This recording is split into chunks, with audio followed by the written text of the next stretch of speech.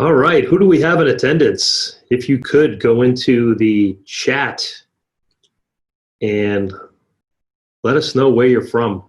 From which town do you hail from? Let's see what we have for attendees in here.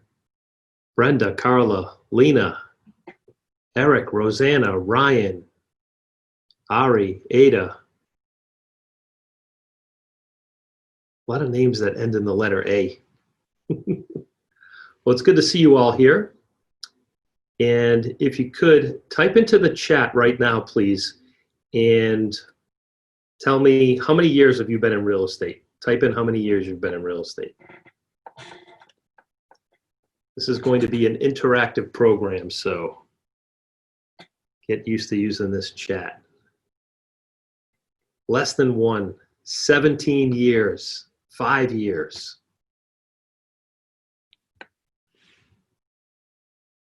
Starting my 4th month. I love it.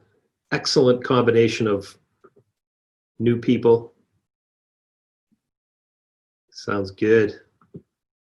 I'm about to start driving, so this is my last message. That's okay, Carla. Really important message you're all here for today. Jean Say's in the house. Hey, Jean, how are you? All right, so let's get started. We have a lot of people on this call today. This is very exciting stuff. All right, so I'm going to go back and forth and share my screen a bit here. I'm going to share my screen right now, and let's get started for all of you who showed up on time. I really do appreciate it. And just let me know if you need anything, okay? Now, thank you all for joining this session. This is about how to handle the commission objection, and when people are telling you they want you to cut their commission, it's always an issue, right? So this is put together by the Miller Real Estate Institute. It's where experts go to train. Now, I'm going to start this off with a little disclaimer, and I guarantee you someone will be coming in here late and saying, hey, you're not supposed to talk about commissions. Well, you can talk about commissions. It's perfectly fine to speak about commissions to each other. However, it's not legal for you to set commissions. Brokerages are not supposed to get together and set rates. That's where the Sherman Antitrust Act comes into play that you learned about when you were getting your real estate license. So agencies cannot set rates. Commissions are fully negotiable, and brokerages can have policies in terms of what they set for rates within their own brokerage. It's just from brokerage to brokerage, you can't set rates that way, okay? That's not legal. All right, so what is happening? What's happening right now in the real estate industry? We have commission wars, right? And by the way, if you're on a computer, you can actually go take your mouse to the top right where you see my photo. You see me, my little talking head in the upper right-hand corner. And if you just click on the bottom left-hand corner of that picture of me and drag it to the bottom left, it will expand the size of the picture so you can see me a little better. That would be awesome if you could do that, so you can actually see my body language, facial expressions, and all that good stuff, and be able to see the slides at the same time. Now, in case you're wondering, and you probably are, because everyone always asks this question, yes, this is being recorded, and yes, you can get a recording, because I'm going to share with you some things that are going to go by rather quickly, and you're going to wish you had taken notes or have done a screenshot, or some people say, can you send me the slides? We're going to actually send you the entire recording. So we have commission wars going on right now in our industry. We have more agents in our industry because it's a quote unquote hot market. It's interesting to me that, you know, I always say in real estate, there's no such thing as a good market or a bad market. If we're in a hot market, it's hot for selling, but what is it like for buyers right now? Is it really a hot market for them? It's kind of challenging, isn't it? And when the roles are reversed and people say, oh, the market's down, it's not a good market, tons of agents get out of the business. I mean, in 2008 or 2009, 2010, the National Association of Realtors lost over 30% of the agents who were licensed. They got out of the business. can't wait for that to happen because all your competition goes away when that happens. And so there are more agents in the business. Everyone knows someone who has a real estate license or who is a real estate broker. The other thing that's happening right now, of course, is we have low inventory and people are scrambling over listings and crawling over each other. So this could be an environment, of course, for, you know, having a situation where people are being competitive with their brokerage fees and they're more apt to lower their prices. Homes are selling faster, so some agents try to justify why they lower their fees because the homes are selling faster. That's not good. And the other thing that's happening right now is agents have this negative mindset, right? So I just want to check in the chat here to see if you guys can see everything okay. How's everything working out on the webinar so far? Just give me a thumbs up or let me know you're still in it to win it. Here we go. Gene's good. All right, let me know you're still here, folks. I need that interaction. This is really weird for me doing this as a webinar. I'm used to giving live classroom training classes where I can actually communicate with you. And so it's good that you're putting some info in the chat there. I appreciate it. All right. All right, let's go back to our slides. So it's a negative mindset, right? So agents develop this mindset of, I love this picture here, we're not worthy. And if any of you have ever seen the movie Wayne's World, you'll appreciate it even more. This originally started as a Saturday Night Live skit and turned into a movie, but we're not worthy. You know, this is a very powerful message that I'm conveying to all of you because a lot of this has to do with your mindset. Your mindset controls your actions. It controls your feelings control your actions control your results. So when you're working in an environment where you have a positive mindset, it's much easier to keep and maintain and develop that. And when you're working in a negative mindset, of course, negative things start happening. You start thinking, well, I'm not worthy, or maybe I should be doing more. Maybe you should be doing more. We're going to talk about that actually. So let's go to here. Now, positive mindset. How about this? I'm the best. Everybody, even if you're home alone or in your car, whatever it is, take your thumbs like this, point them at yourself and say, I'm the best, I'm the best, I'm the best. Go ahead and do that right now. There, oh, I hear Eric in the other room saying, I'm the best. That's great. All right, things that don't work. Let's talk about, you know, things that work to help you get a full, what I'm going to call a full brokerage fee. And whatever the definition of full brokerage fee is for you, well, it is for you. If it's 4%, if it's 5%, if it's 6%, if it's 7%, whatever that is, that's your full brokerage fee, okay? Now, I'm going to share with you some things that don't work. Handling it over the phone, bad, okay? Many of us, if you're experienced enough, if you haven't yet, you will get a call one of these days, and they will ask you, well, before you come over here and waste my time, Ryan, I want to know, what's your commission? Tell me that. And if you try to handle this over the phone, you're going to lose. So do not do that. I'm going to share with you some techniques on how to not handle it over the phone. Next item is talk about it before presenting your value. This is huge, and I might spend a lot of time on this because this is where the rubber really meets the road here, folks. It's all about value. People are buying your value. When you're charging a brokerage fee, you know, sometimes people ask me, they'll say, well, what's your fee? I said, well, I don't know. It depends on what are you expecting to pay? That's a good one. Write that one down. I don't know.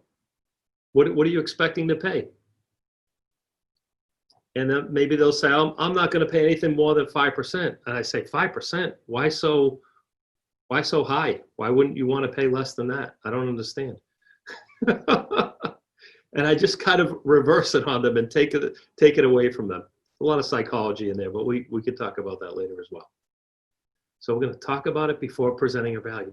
This is absolutely huge, guys. Big messages here. This will affect your life. This will affect your career. Everything I'm sharing with you today can literally, I can't think of a topic that can put more money in your pocket or take more money out of your pocket than the one we're talking about today.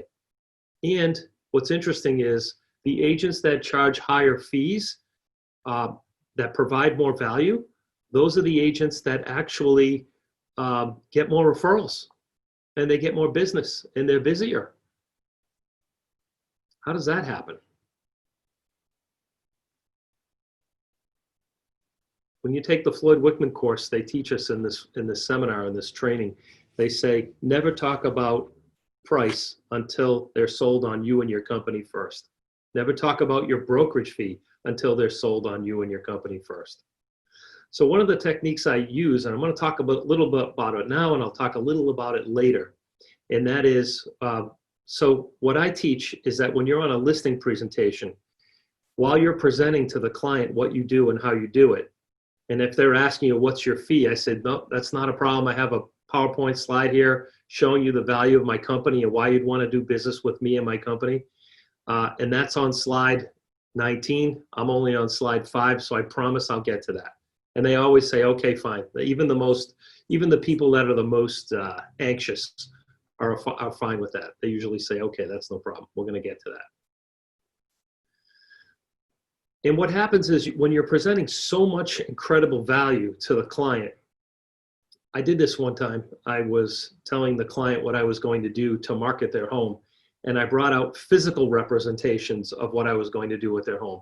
So I told them I was going to use a brochure box on their sign, and I brought the brochure box out and I put it on their kitchen table. I told them I was going to use special feature cards and present them around the property to have them, and I already had the special feature cards already printed out with their property address on it, and I started laying those all out around the table.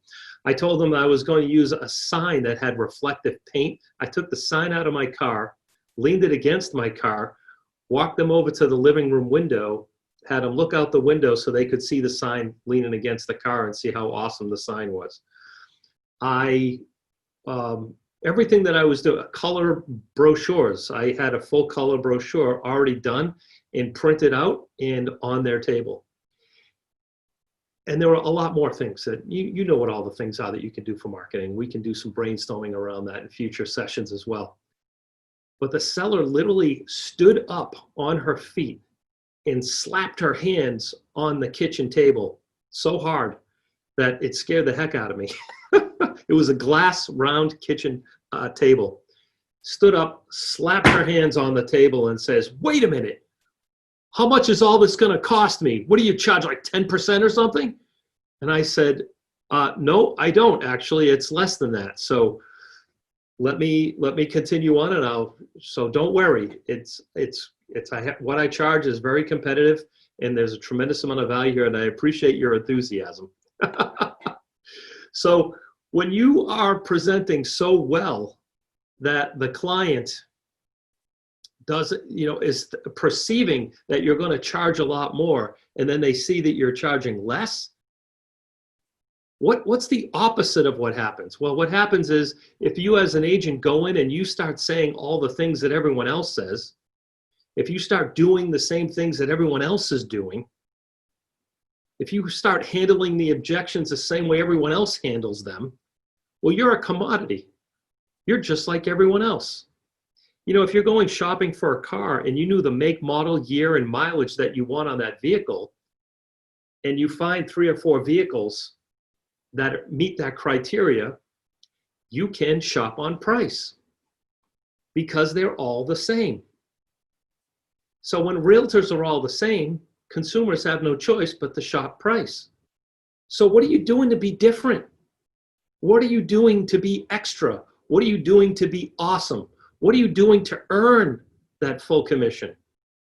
Think about that and hold on to that thought. And we could do some brainstorming around this a little later in the chat to talk about some of the powerful things that you can do to knock people out. When's the last time you showed up on a listing appointment and brought a box of chocolates or some flowers and said, here, these are for you. I just wanted to thank you for your time today. So I heard some of you say this in my mind. You said, wow. Yeah, wow. How many times during your presentation, from the time that number one, you're the only agent that showed up on time. Wow. Or you were running 5 minutes late and you called them on the phone and said, I'm running 5 minutes late. And they said, wow, that's a sign of a professional. You showed up with looking professional. Your car was clean. Doesn't matter what kind of car you're driving, as long as it's clean. Just show up on time. Do the things you're supposed to do in this industry, and you will absolutely shine. Were the words of my first manager back in 1991. George Meserve told me those words. Do the things you're supposed to do in this industry, and you'll absolutely shine. What happens if you do more? Wow, you could blow people away, right? Excellent. Okay, great. So moving on, folks. Here's another thing that does not work. Winging it. I call this planning to fail. What happens is you're in a hurry, you're getting ready, you want to get out to the appointment, you're trying to cram in a lot of things in prior to going on the listing appointment. And by the way, let's focus and shift our focus back and forth with buyers as well as sellers, because you earn a brokerage fee when you're working with a buyer too. But we're going to talk about that, not just listings for homes for sale. So you want to be prepared. Winging it doesn't work. You go there with your, like sometimes you show up on a listing appointment and you don't have the listing agreement printed out ready to sign, or you don't have it on your computer or your tablet ready for them to sign it electronically. It's not pre-filled out. Here's winging it. Your exclusive right to sell agreement or your buyer exclusive agency agreement is not pre-filled out before you get there. So one of the techniques that I share and I teach you, and there's a slide on this as well, is you have your brokerage fee pre-typed in already there. Too many of you are going on listing appointments and you haven't filled in that blank yet, either electronically or in writing. And it just, you're inviting a negotiation when you do that. So one of the techniques is have it pre-filled. All right, some other things that don't work is when you say, oh, I can't cut our fee because it's our office policy. Let me ask you a question. Do you think they care about your office policy or your office or your policy or you?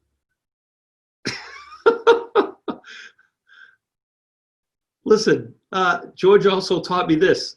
One day he came in, he had a sticky note, kind of like this one, and he put WIIFM on it and put it on his forehead. And he walked in and said, hey, John Miller, how you doing? And he walked out of the room with this sticker on his forehead. And I went out and I followed him into his office like a little puppy dog. And I said, George, what is that on your forehead?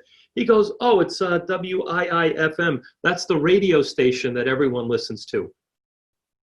I still don't get it, George. Help me understand. He said, WIIFM, it stands for what's in it for me. And every time you go out and you talk to a prospect, I want you to imagine that they have this sticker on their head and they're thinking, what's in it for me? When you say it's our office policy, it has nothing to do with them. They don't care. So stop saying that. Talk about what's in it for them. What's in it for them for paying you a full brokerage fee, whatever your definition is of a full brokerage fee, okay? What is a full brokerage fee? What's in it for them? What are the advantages to them of paying you a full brokerage fee? Would you like to know what they are? Let me see. Let me see if anyone's still here. See if you guys left. You guys want to know what the benefits are of a seller paying you a full brokerage fee? Please type in the chat. Show me you're here. Rosanna said yes. If I get 10 yeses, I'll tell you. If I don't, then sorry, guys. I know I'm teasing you. Some of you are putting in yes more than once. I love it. That's great. I love it. I love your mindset. I love your attitude. I love you all. It's all about the love. All right, let's go back to the slides. Awesome. Thank you all for being here today, too. I appreciate it. Very exciting stuff. All right. So it's our office policy. Doesn't work. Getting nervous when asked.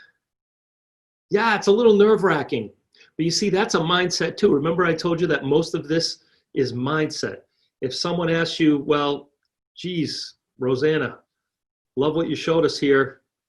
But, you know, we've interviewed other agents and your brokerage fee, quite honestly, is higher than everyone else's. So listen, we think we like you best. So why don't we do this? We'll list with you as long as you adjust your brokerage fee, and we'll give you the job. How does that sound? Does that sound like a fair trade? You know, they go to what Floyd calls seller training school to negotiate your commissions. I had an awesome conversation this morning with one of our esteemed agents in our office here, Jean Say, and she was telling me what her client was using to try to get her to come down on her brokerage fee. And I promise you, this client that she has, they are or have been to negotiating classes. Don't think that people don't study negotiating. Don't think that your clients don't go on the internet and Google how to get the best deal, how to beat up a real estate agent on their brokerage fee. Go ahead and Google that, see what you come up with. There are tons of strategies and techniques and ways of slamming you to the carpet. And so you have to be able to defend yourself in that situation. But getting nervous when asked, wow. You know, one of the best ways to not be nervous when you're asked is don't get attached to the outcome. Here's an even better way, because that's easy to say, hard to do. But you know what's easy to do? Showing up on the listing appointment, blowing them away so well with everything you said and did that they're afraid that you won't take the listing. I've done this in the past, and I've had 8 sellers say to me, where I was supposed to be closing at the end of the presentation, they were wondering whether or not I wanted to take the listing. How's that? That's powerful. That doesn't happen all the time, but it did happen once. But that tells you that you're doing a good job. It tells you that what you're doing is effective. It tells you that they want you and they see the value of what you're bringing to the table, even though your competition came in with a lower fee, even though your competition was offering them a rebate, they saw it as an advantage to go with you, paying you a full fee than going with a competitor. Because guess what? When people see something, like if you said to me, listen, John, I want to sell you a car for $10,000, I'd say, okay, great. Well, what kind of car is it? Now, if you want to sell me a brand new Mercedes for $10,000, I get really excited about that. That's a better value. How can I write the check? But if you want to sell me a piece of junk car that doesn't have an engine in it for $10,000, and it's all rusted out and there are no wheels on it, I'm going to say, yeah, I don't know. So when you're on that listing appointment, are you the junk car or are you the Mercedes? The brand new Mercedes, it's probably worth $50,000, $60,000, and they're only paying 10. It's about value, folks. If you don't get anything else out of this, know that it's about value. People will pay more if they're getting more. We do it all the time. Consumers do it all the time. And again, if you heard nothing else today, it's just that you have to bring the value to the table. You have to get them to say, wow. And not just get them to say, wow, once, get them to say, wow, many times over and over during your interaction with them. That's how you get it. Now, a weak reaction doesn't work. Apologetic tone of voice. Will you cut your commission?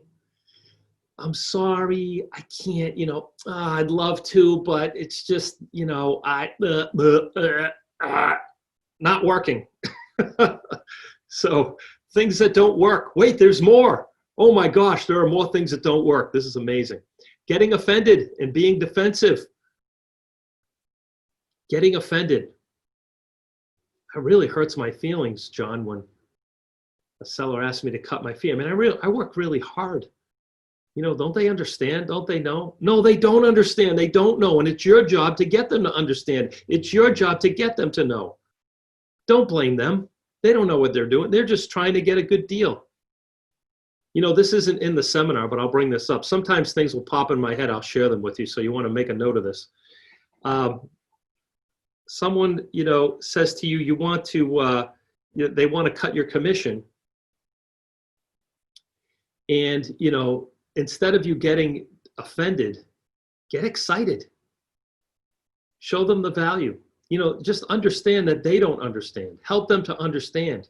We're going to talk more about this. I've got some dialogues and some really cool things I'm going to share with you. I guarantee you, regardless of how many seminars you've been to, I know you're going to come out of this learning at least 1 or 2 golden nuggets that will really help you with your career. So don't get offended. Here's another thing that doesn't work. Now, feel this, okay? Now, there are some exceptions. I know what some of you are going to say. But if you're only working with new clients and you're not getting referrals from friends or family, if you're not getting those, then you are probably dealing with the commission objection more and more and more.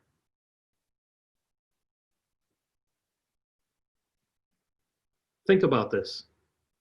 When you go out on an appointment and it is a referral from a friend or family member, they don't typically want you to negotiate on the brokerage fee. So think about this. Well, I don't have any referrals. Well, what are you doing to get them? What are you doing to wow people to get them? If you're new to the business, why are you still being a quote unquote secret agent? Let people know what you're doing and how you're doing out there. Get people to say, wow. All right. Weakness and desperation. You know, every time someone caves in on their brokerage fee, they're doing it out of weakness and sometimes desperation. Either they're weak or they're desperate. I don't know about you, but if I had to hire someone to handle the largest investment of my life, my home, I would not want to work with someone who is weak and desperate. If I had to go to court and I was being sued for something, I would not want to hire a lawyer who was weak and desperate.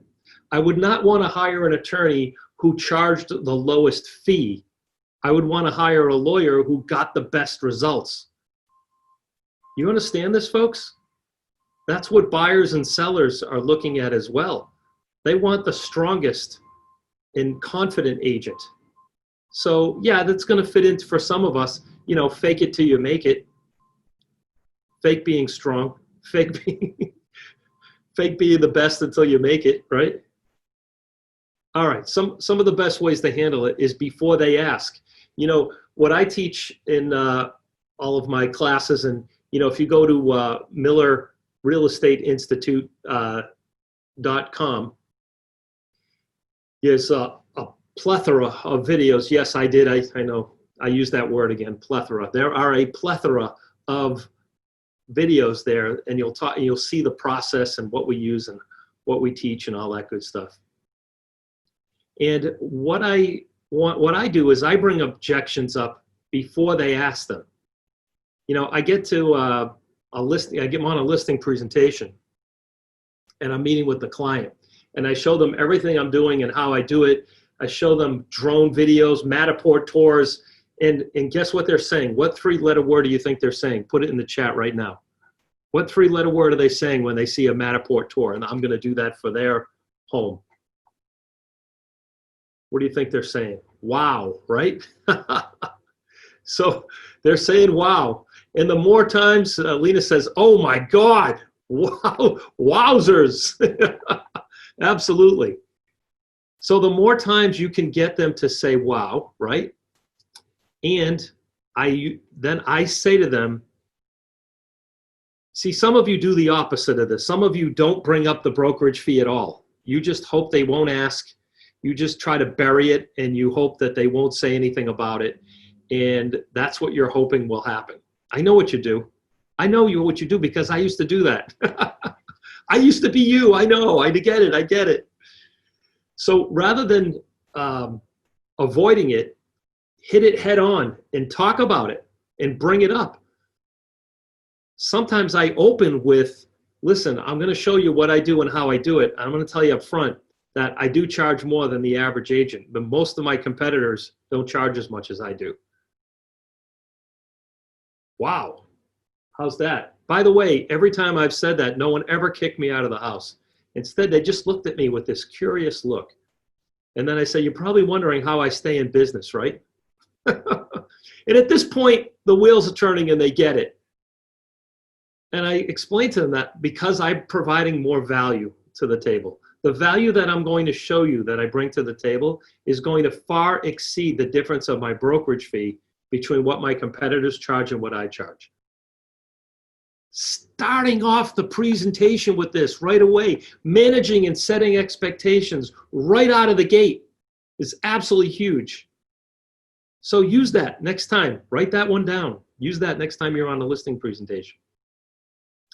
So I get to a certain point in the presentation. I said, listen, here's the drum roll. Here's the part you've been waiting for. And I took a cue from what that woman told me when she slapped that glass table.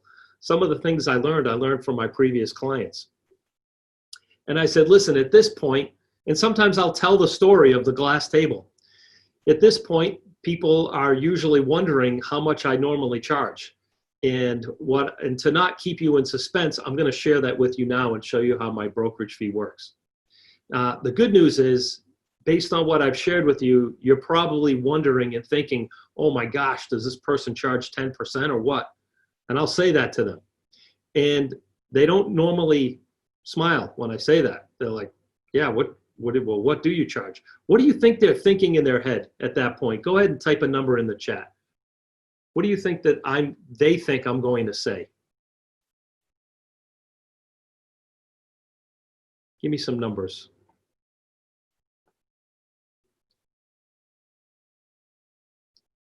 Yep, 7, Lisa. Definitely not 4. They think my fee is going to be more. 7 or 8.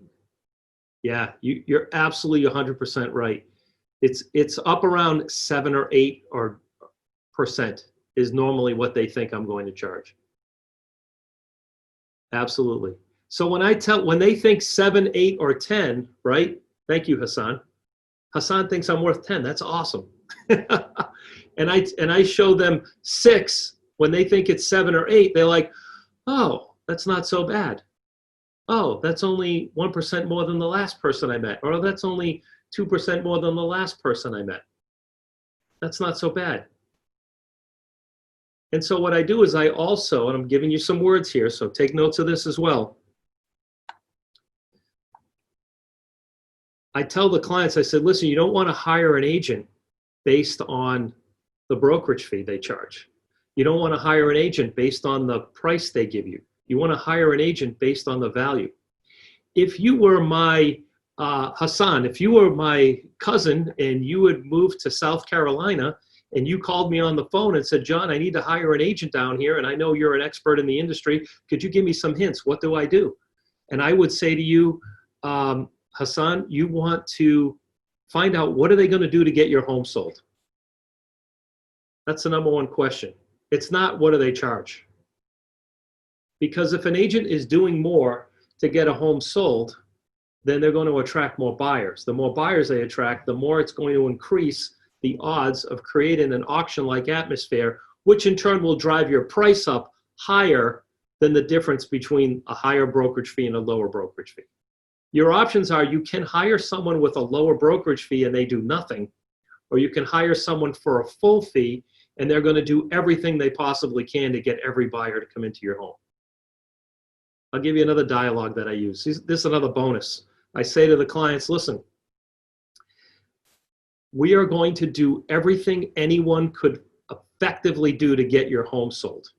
If you've seen a marketing tool, strategy, technique, social media, photography, video, whatever it is, if you've seen something out there and I'm not doing it, tell me about it and I'll buy it and I'll do it for your property.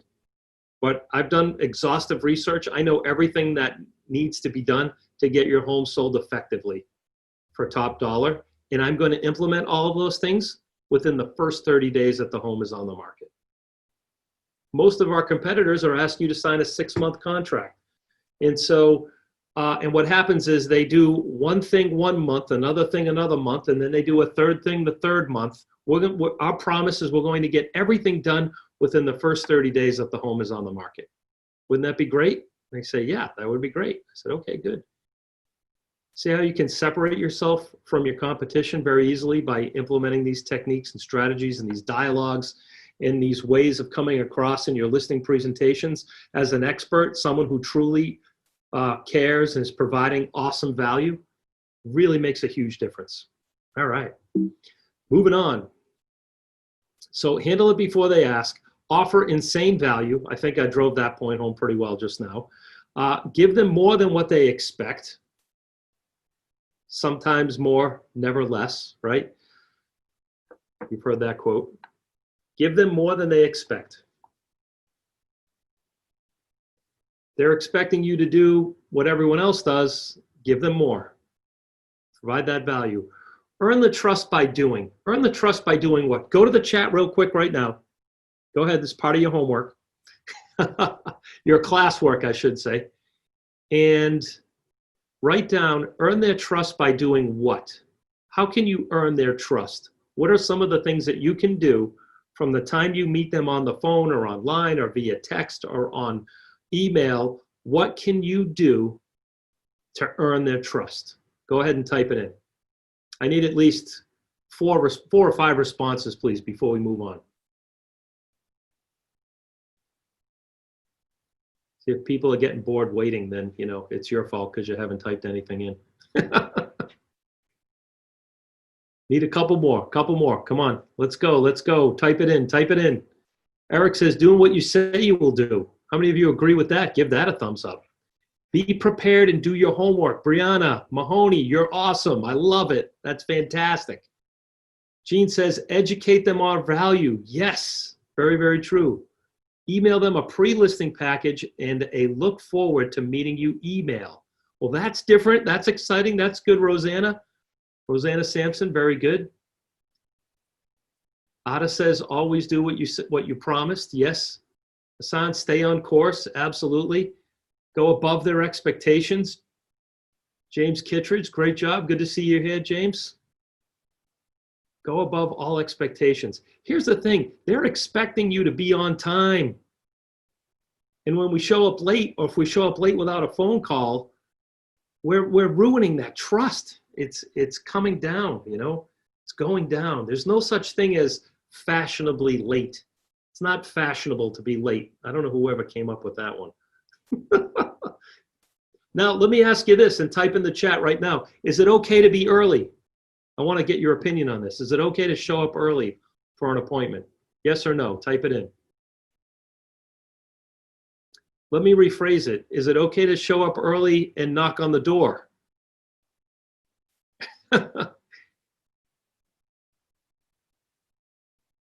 Is it okay to show up early? 5 minutes is acceptable? Okay. So I want to rephrase it again. Is it okay to show up early and knock on the door? Okay, so I'm going to share with you something, and what I'm going to share with you right now is going to help you get more sales. Are you ready for this? Here it is. Never show up early, and I'll tell you why. Because what do you think that homeowners are doing before you get to their house? What do you think they're doing? Write in the chat. What do you think they're doing? They're getting the house cleaned. Lisa hit the nail on the head. Eric said cleaning. They're fixing the house up. They're fluffing up the pillows because they know if the pillows look fluffy, you're going to appraise the home for at least $10,000 more, right? They're picking up the laundry. They're making the beds. They're doing the dishes. And you show up 5 or 10 minutes early? That is horrible. That is not a good idea. Don't do that. If you're doing it, stop doing it. You're not impressing them by being early at all. You're showing up for a job interview. Do you not think that the person has things that they have to do before you get there? They could be on the phone. They could be trying to handle something or fix something with working from their house. And they know that you're coming at 2 o'clock. And if you show up at 1:50, they're like, okay, hey, yeah, come on in.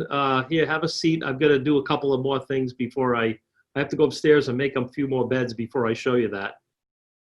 You know, how about this? They might have cleaned the house all morning and they're taking a shower and they're just about to get out of the shower and you know, the hair is still wet and they hear the doorbell ring because you showed up 15 minutes early. Not a good thing to do.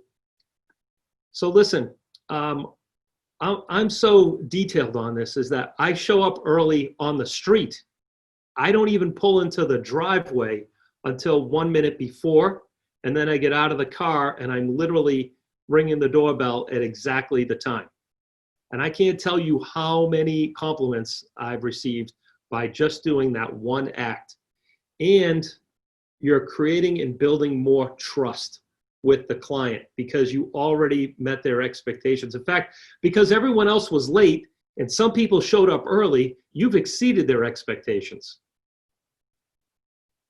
So Lisa says, do you pull in the driveway or park in the street? I pull into the driveway at the designated time, a minute before.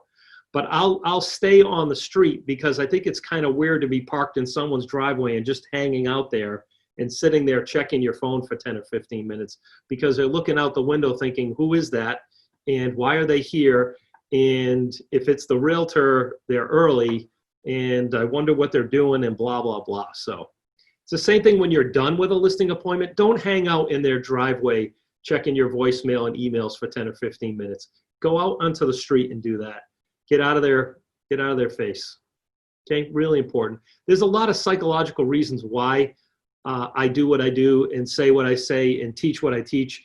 The students that I've taught that are the best, that take all of this information and really run with it and help them develop phenomenal careers are the ones that don't ask, well, why do you do that, John?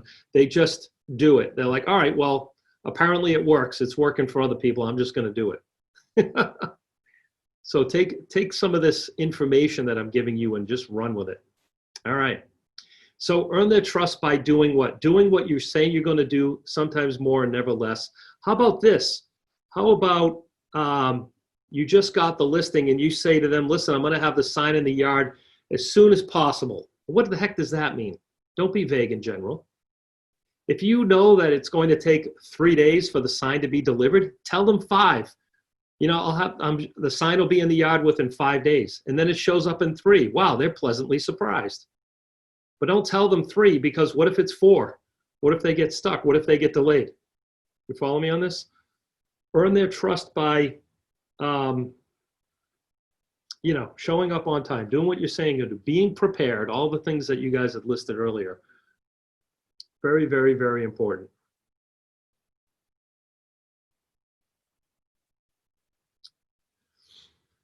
Pre-typed, we talked about this earlier. What do I mean by pre-typed? Type in the chat what we mean by pre-typed. What are we pre-typing? I just need one response from this and we'll move on. Who's going to save the day? Who's going to type it in? Pre-type what? The agreement. You got it. Yes. Ada and Eric to the rescue. Boom. We're moving on to the next slide. Pre-type your agreement. Have it all ready to go. You know, it looks less negotiable when it's pre-typed as well. Here's the best way to handle the commission objection is get genuinely excited. People are like, right, John, okay. I want to get excited about this? Yes. Think about it this way, and you can practice this in the mirror. Someone asks you or ask a friend or a spouse to, you know, or a family member to come up and just say to you, ask me, will I cut my commission? And what I want you to do is I want you to say, oh, I'm so glad you asked me that. I'm so excited that you're asking me about my brokerage fee. And I'm so excited that you asked me to break down my brokerage fee and take less money. I'm so excited about that because this gives you a genuine opportunity to talk about your value even more. So when people ask me to cut my brokerage fee, I get excited about it and I genuinely get excited. And I said, oh, this is great. I'm so glad you brought that up. I was actually going to bring it up. Let me tell you why I charge more and what the benefits are to you. Whoa, talk about changing it. And rather than being weak and desperate. I know you people are starting out, you're like, I am weak and desperate, John. I need the money. Fake it till you make it. Internalize your, what I would call what to say. And what I mean by that is I'm going to share with you some scripts and dialogues. I'm going to share with you some real jewels, some real pearls that you're going to be able to use to handle this objection. And what I want you to do with a copy of this video is I want you to fast forward it and mark it at the spot where we're going through the scripts and dialogues of what to say and when to say it.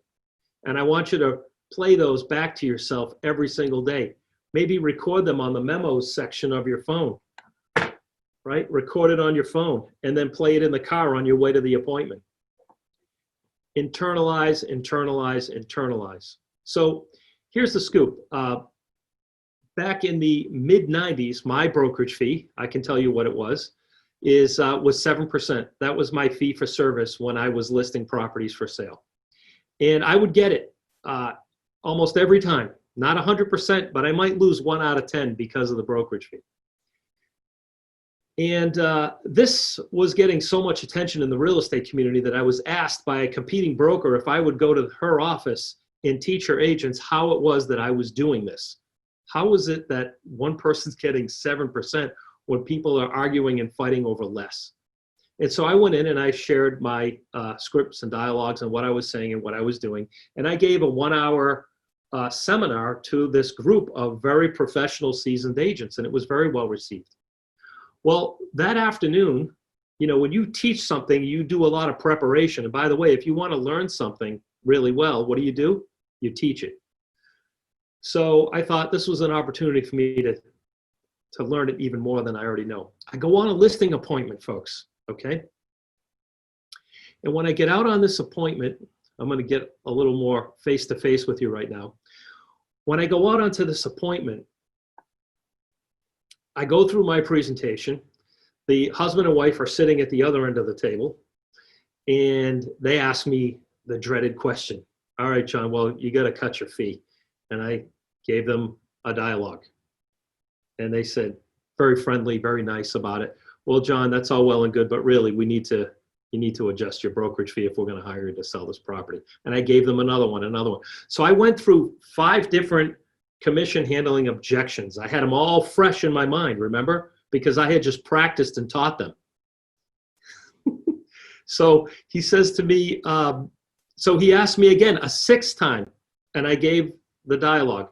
And the wife turned around and looked at me and she says, oh, no, you already used that one before. You used that. And I said, yes, and I'm going to use the other 5 if you keep asking me. Well, we all had a good laugh over it. They hired me. They paid me my full brokerage fee of 7%. And he put his hand on his chin like this, and he's like, John, do you know who I am?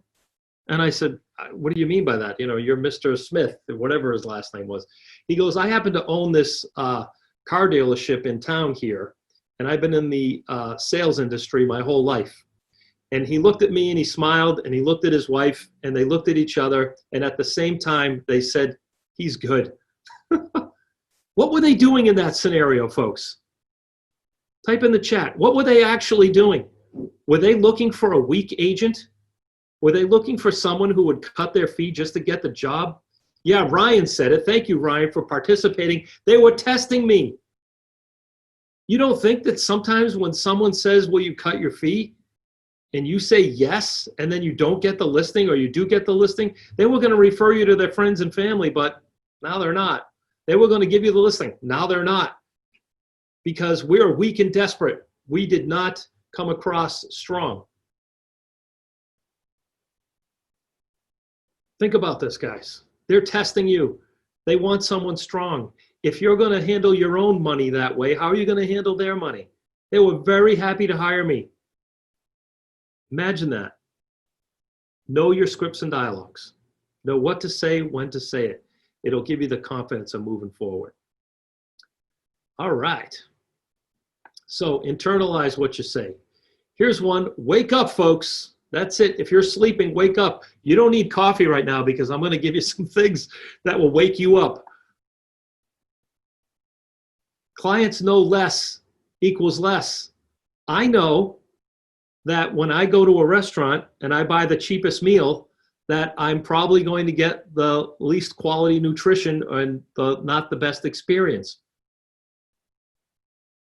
I know that if I go into a computer store and I want to buy a computer, I know that the least expensive computer is not the best computer, and it's not going to last me the longest amount of time, and it's not going to provide me the most value.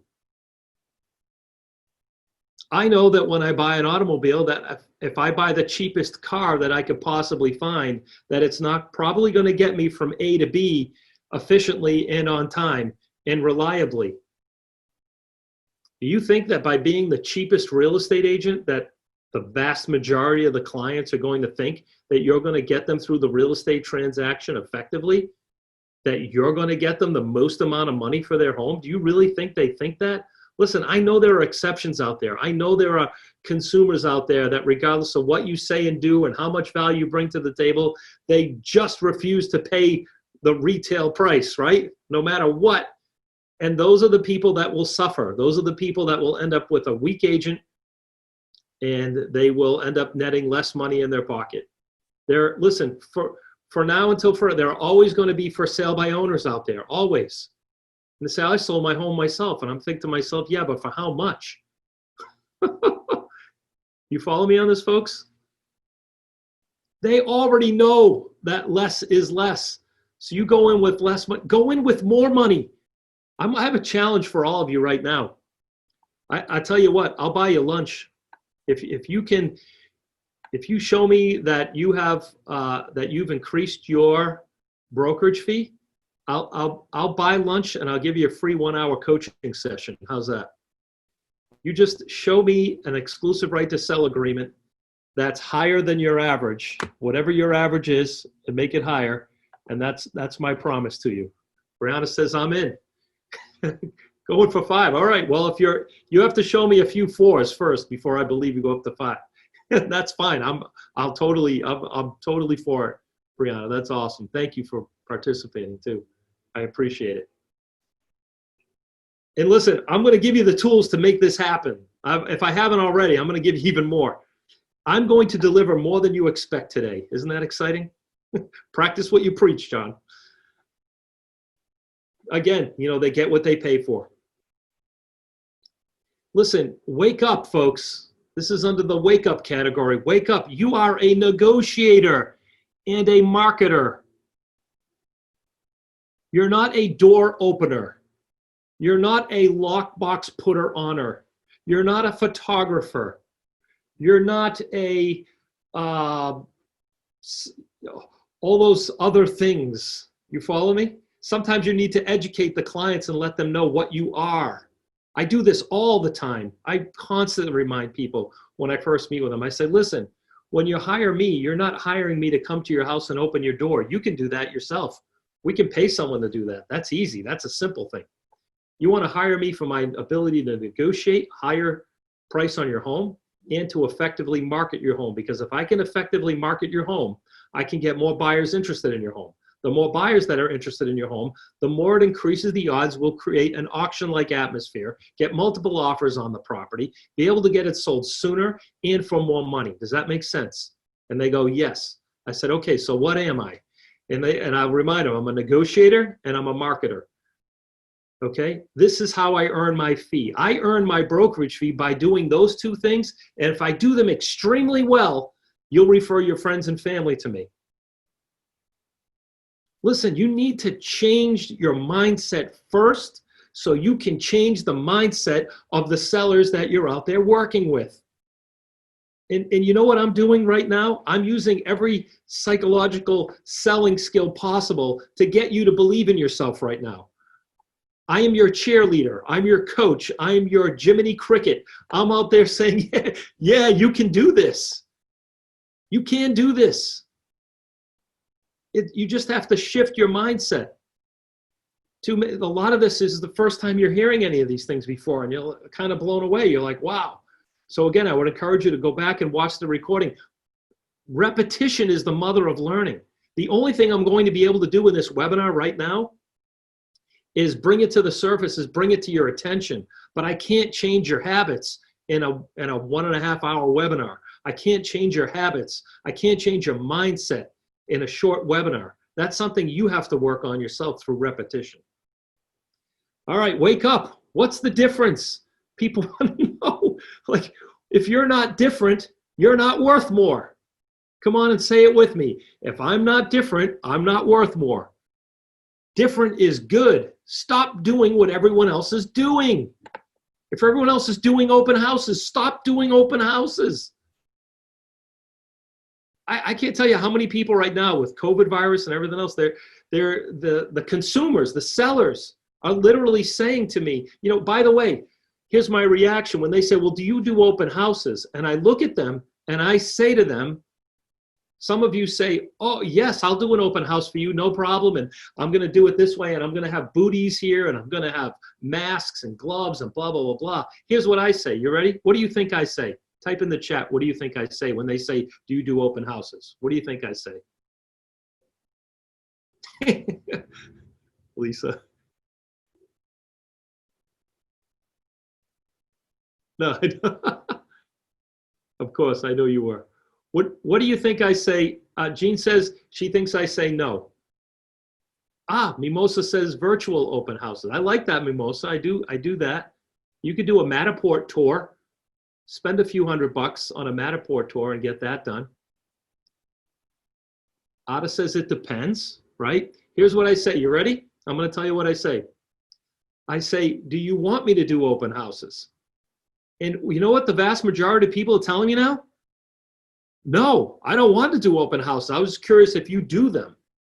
See, the problem is if you say that this is what you do without asking them if you want them to do it or not, you could be talking yourself out of the listing.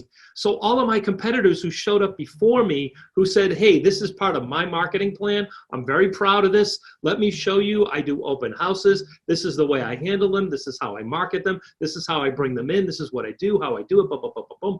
And you spend a half an hour talking about a glorious open house. And the whole time they're sitting there thinking, I don't want to have an open house.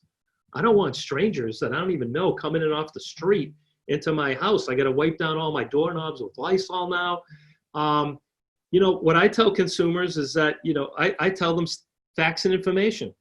I tell them, you know what, if I knew for a fact that I could sell your home via an open house and that would be the most effective way to do it, then I would do an open house. Did you know that there's a less than 1% chance based on the National Association of Realtors surveys, there's less than a 1% chance that I'll actually be able to sell your home through an open house. But it's a great way for a real estate agent to get leads. Now I'll say to a homeowner, look, do you want to have an open house? And if they say yes, I say, great, I'll work it out. We'll make it happen. By the way, I want to manage your expectations about what might happen in this open house. Let's say if you do the once every 15 minutes, people come in and out and your open house is for an hour or 2 hours. So you can only let 4 people or 8 people in. What happens to the 9th person? They can't come in because you got to go. You have to go do your other open house, something like that. Again, what I'm saying may be a little controversial for you. By the way, if I'm telling you all the things that you want to hear, I'm not doing my job today. You came to this webinar to learn something new and different and how to be different and how to get different results than what you're getting right now. You came to this webinar because you have a desire to improve and a desire to do things differently. So when they ask you, do you want to do an open house? Well, do you want me to do an open house? How do you feel about doing open houses? It's very powerful. Don't assume that they're asking you.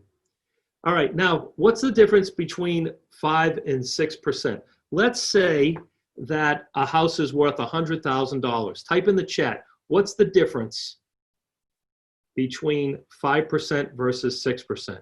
Lisa says $1,000. $1,000. Yes, you got it. Now do the math. $5,000 versus $6,000. So 5% versus 6%. What's the difference between 5 and 6%? If someone says to you, oh, come on, it's only 1%, right? Do people say that? Say yes or no in the chat. The difference between 5 and 6% is 1%. Yes or no? I need at least 4 responses, please.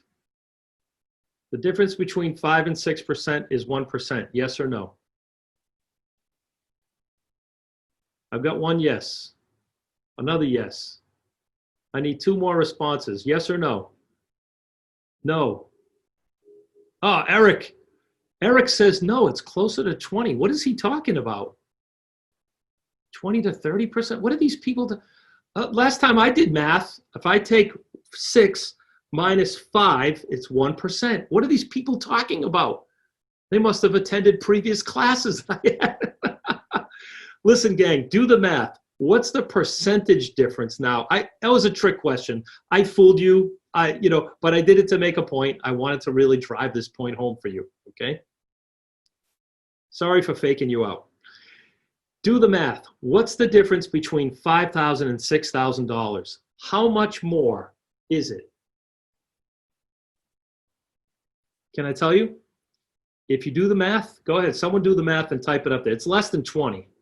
16.6% is exactly right. It's 16.666666. So you could say 16.7%, almost 17% difference between $5,000 and $6,000.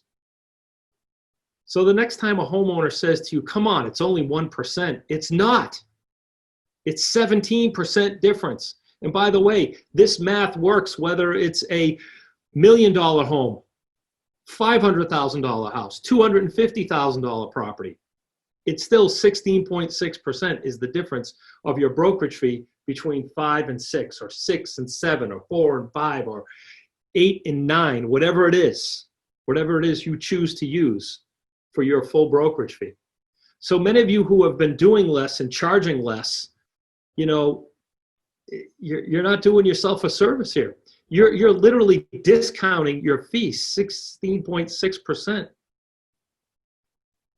What if the broker owner of an office went to all their agents and said, hey guys, by the way, I know you're at X percent, but I'm going to reduce that by 16.6%. Do you think that there would be some objections to that? Yes or no?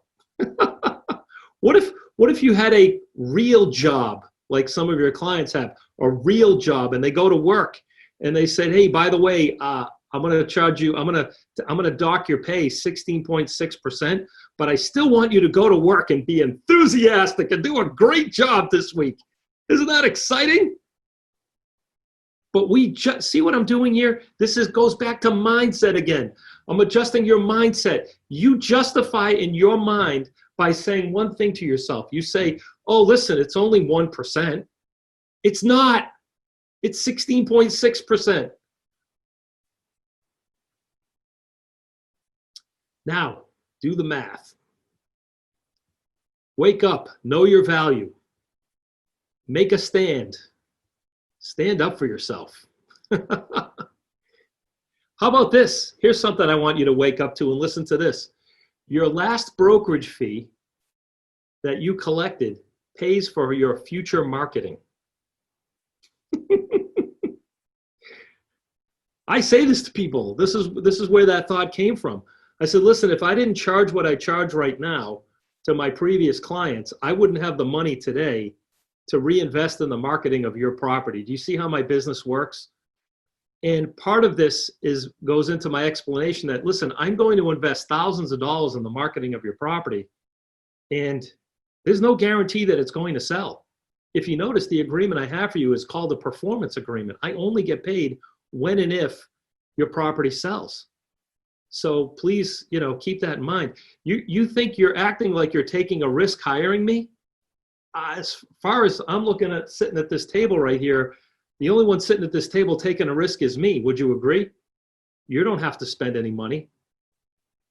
I'm the one spending the money, the time, the energy, and effort to do this, right? So you don't have anything to lose. I do. So let's get this listed and get it going. All right, let's do more math. Here we go. Take your average sale price. Someone give me an average sale price right now. Oh, 400,000. That's a good one. Actually, no one typed that in. I just didn't want to wait for anyone to type it in. All right. Let's pull this up here. All right. So we'll take 400,000. And let's say a co-broke fee that you're getting off that 400,000 is 2%. So what's that, $8,000? By the way, if I make a math mistake, I'm sure someone will correct me on here. So that's $8,000, right? Now, same house, 400,000. Well, thank you, Eric. Thank you, Eric. Eric suggested we go full screen. Good idea. So 400,000 times 3%, that's 12,000, right? Okay. What's the difference between 12 and 8? And by the way, this can be 2.5. It could be 3.5. It could be 1.5. It could be 2.5. It could be 0.5%. It could be a 1% difference. But let's say if you are a, you know, I would put you in the category of a capping and or a producing agent, and you're doing 24 deals a year on average, right? So if we have 24 transactions times 4, that's 16. 2 times 4 is 8, is 9. That's 96. So it's 96,000. Is that right, Eric? 4,000 times 24, yeah, 96,000. So is that a little more impactful?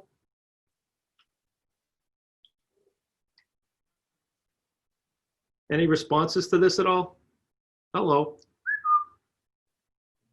Makes a huge difference. 96,000. I gotta have Eric in my life, man. I tell you, I love that guy. $96,000 a year. That's almost $100,000 a year. Eric's the only one saying, wow, what are you guys thinking? What's going on? Just that 1% difference. Absolutely huge. Absolutely huge difference. All right. Now we're going back to the slides. I did some math for you. I wanted this to be a little painful for you. I wanted it to hit home. Look at the math, guys. See what you're doing. Some people say, well, I don't want to do the drone video and I don't want to do the Matterport tour, blah, blah, blah. So if you're spending, you know, if half of those sales you had to do it or you didn't do it, I mean, just do the math again. I mean, think about how much you have to spend, how much more money you have to spend to get more business. You know, I mean, if I told you you had to spend 40,000 to get 96,000, would you do it? If I told you right now, go out and get me $40,000 and I'll write you a check for 96,000, how many of you would get off your butt and go out and find the money? You'd borrow it from somewhere, wouldn't you? Think about it. So that's the 2 versus the 3. I already did that. 24 transactions per year, $96,000 more a year that you're losing right now. If you want to get someone to do something, tell them what they're going to lose if they don't do it. You're losing $96,000 a year. How many family vacations could you go on that? You know, I hear some agents saying, I can't afford health insurance. How much health insurance can you buy for $96,000 a year? Do more, get more. It's available to you. You just need to step up and make it happen. Let's talk about working with buyers real quick. You know, agents are working harder for less. Would you agree with that? You know, back when there was more inventory on the market, you could write up an offer and get it accepted. How many times do you have to write up an offer today to get one accepted? Go ahead, put a number in there. What's the most number of offers you've written with a buyer? Let's see who's going to win this contest. Type in, let's see who has the biggest number in this group. Think of a buyer you worked with who you had to write up a lot of offers before one got accepted. How many offers was that? Do you even know? Do you remember? If it's a high number, you probably don't even remember how many offers you had to write and do that. You know, there was a day and time in our industry where you could just write up one offer and get the offer accepted, right? We're working harder for less right now. This is kind of a wake-up statement. So you want to have a loyalty agreement in place. Many of you are working with buyers and the buyers get fed up with the process. They blame you sometimes because their offer wasn't accepted. They blame you. They say it's your fault. And they fire you and they go up with start working with another agent because they wrote up 3 offers with you and they didn't get accepted. It's all about managing expectations up front. If you're doing a listing presentation, why aren't you doing a buyer presentation? That's just as compelling. Think about it. And get that loyalty agreement in place, an exclusive buyer agency contract in place. Let's talk about your success fee for service. What do I mean by the success fee? Well, that's the fee you get when you help a buyer successfully buy a property, right? So if you take the standard contract that we use here in Massachusetts right now, there's a section in there where you can actually put in the percentage of your success fee of what you're going to charge when you help the buyer buy a home. There is also a section in there for a retainer fee. Listen, if you're working harder for less right now, working with a buyer, why aren't you charging a retainer fee? Why don't you sit the buyer down and say, listen, here's a list of all the things I'm going to do for you. These are all things that you can't do on your own or for yourself. All I simply request from you folks in return is a $500 retainer fee and that you sign this loyalty agreement. Now, you as an agent, you can go back to the buyer and simply say, listen, I get to keep that money, whether you buy a home or not.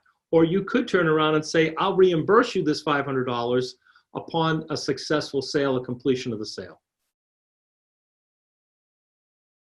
Why aren't you doing that? You know the kind of buyers that would object to this? What kind of buyer would object to that? Go ahead, type in the chat. What kind of buyer would object to this? It would never do this for you. What kind of buyer? Looky-loos. I love it, Lisa. Yes. Someone who's not serious. Brianna Mahoney, way to go. Ones that aren't going to buy, Eric. That's right. Absolutely. So you could weed out the weaklings very, very quickly. Lika says confused. Yes. At least the confused buyers. Those are the ones. So if they're confused, I love that you wrote that, Lika, because if they're confused, we want to unconfuse them and find out what they're not confused about. If you're confused, call me later. You have my number, so you can call me and we'll talk about it. So you can charge them a retainer fee. Let me explain something to you. My dear brother, he's 2 years younger than me. I've known him his whole life, and he's a lawyer. And in his profession, and by the way, I don't know if you've ever tried to hire a lawyer before or if you've ever needed one, but they get a retainer fee. Whether they're successful or not, they're getting paid. In fact, they get paid in advance. Think about this. People are used to doing this. Why are you any different? You're a service provider. You're providing a service. Why is it that you don't get paid for going out and showing homes? Why? It's not fair. Absolutely not fair. Weakness and desperation. Weakness and desperation. We're going to get out of that. Get out of that mindset. Get into the value mindset. The value mindset, providing that value. So these are some things I want you to focus and pay attention on. We have another workshop that we do on how to negotiate your buyer's fee and how that works and the mechanics and the legality and how to negotiate the offer and all kinds of good stuff. So make sure you stay tuned for that. And before you head off this webinar too, I want you to also, if you don't mind, put in the chat or send me an email, get in touch with us somehow. And we want to know what other future classes you want us to teach and what you want us to have for webinars. So our plan is to do these once a month. And if we get a topic that's really hot that agents really want us to focus on, let us know what that is. We want your feedback. We want to be able to provide that to you. There may be a survey at the end of this webinar too that you can chime in on and tell us what you want to hear next. Okay. So this is time for interaction as well.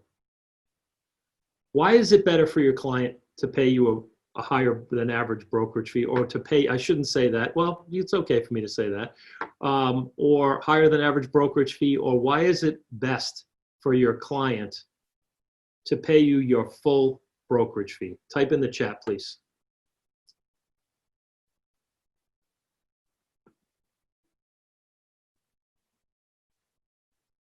Why is it best for your client? What's in it for them? Why is it a benefit to them to pay you more? Rosanna wrote, we split our fee with the buyer's agent, and a higher fee is more motivating to the buyer's agent. I love it, Rosanna. That's very true, isn't it? That's great. It gets them excited, right? James says, able to attract better buyer group. Yes. Lisa says they get what they pay for, right? They certainly do.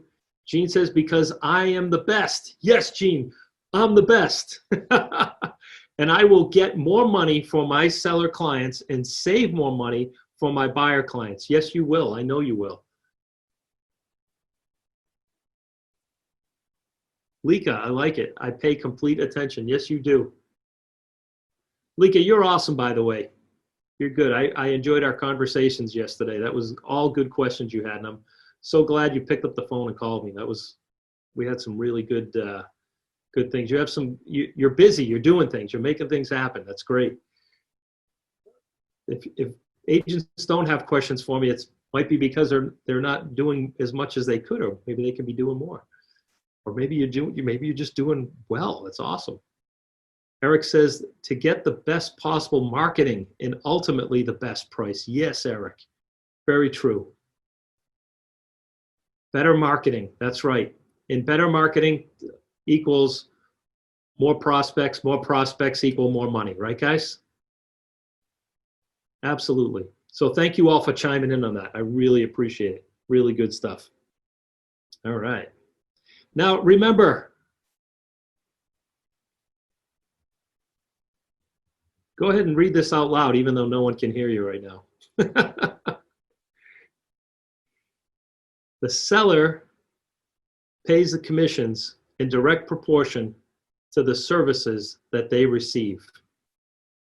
If they want to pay you less, it's probably because you're not offering enough to make them say, wow.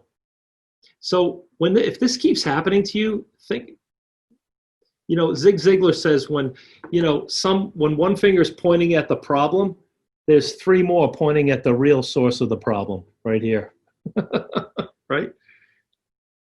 Think about what you're doing. Think about what we're doing for value out there. All right, you guys ready to handle this? Let's do it. We're going to handle it now. Here we go. We're going to wrap up in about 10 minutes. Eric, if you could let me know when we hit noontime, that would be awesome. So we're gonna go through these rather quickly, but what I want you to do is I want you to read them along with me, and then I want you to go back and study this video over and over and over again. Take 10 minutes on your phone and record the audio and play it in your car the next time you go on to an appointment. Promise me you'll do this. Okay? All right, here we go.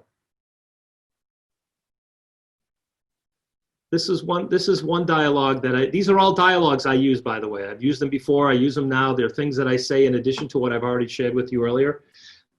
Is this dialogue right here. I call it appeal to their morals.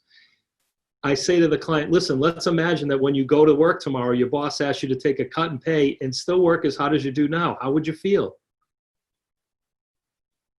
Let's pretend that when you arrive at work tomorrow and your boss offers you a 16.66% bonus if you work harder for the rest of the week. Would you get excited about that opportunity? Would you do it? Great. Then give me the ammunition I need to get out there and get the other agents excited, the other co-broke agents excited, by offering a higher than average co-broke fee. Wouldn't that be great? Doesn't that make sense? They go, yeah. And they said, in fact, John, if everyone's doing 2 and 2.5, why don't we do 3.5? Could we do that? I'm like, yeah, we could do that. That's no problem.